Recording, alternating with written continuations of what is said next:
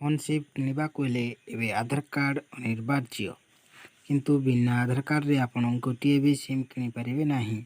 किंतु एबे एपरि देखिबाकू मिलुछि जे किछि सिम विक्रेता ग्राहकों को बिना आधार कार्ड रे सिम रे जना पड़े जे सेही सिम टी अन्य काहार नाम रे रजिस्टर अछि। जदि आपण जानिबाकू चाहुछंती आपण आधार कार्ड रे केतोटी सिम एक्टिव अछि ताहाले मु जो प्रोसेस बतेइबी ताहा द्वारा आपण जानि परिबे। एथिपाई आपनको टैपकॉम पोर्टल को जाई वेबसाइट को व्यवहार करबा को पड़िबो।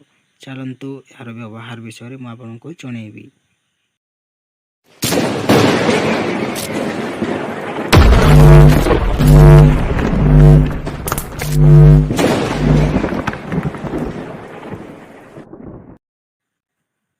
प्रथमे आपण आपणकर क्रोम ब्राउजर टी को ओपन करिनियंतु।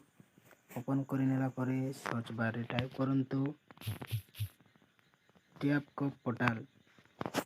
सर्च कला परे प्रथम जो लिंक आसीबो tapcom.digitelecom.gov.in यारी ऊपर टैप करंतु। टैप कला परे आपण एठी आपणकर मोबाइल नंबर टी भरि नियंतु।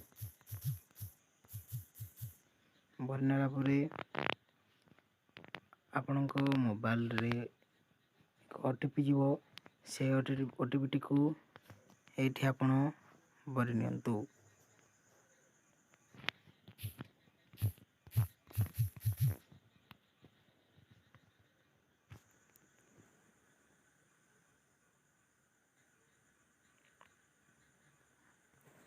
भरनेला परे देखंतु आपणकर आधार कार्ड रे जेतोटी भी मोबाइल नंबर एक्टिव थिबो से गुडी को एठी शो करिवो देखि नियंतु।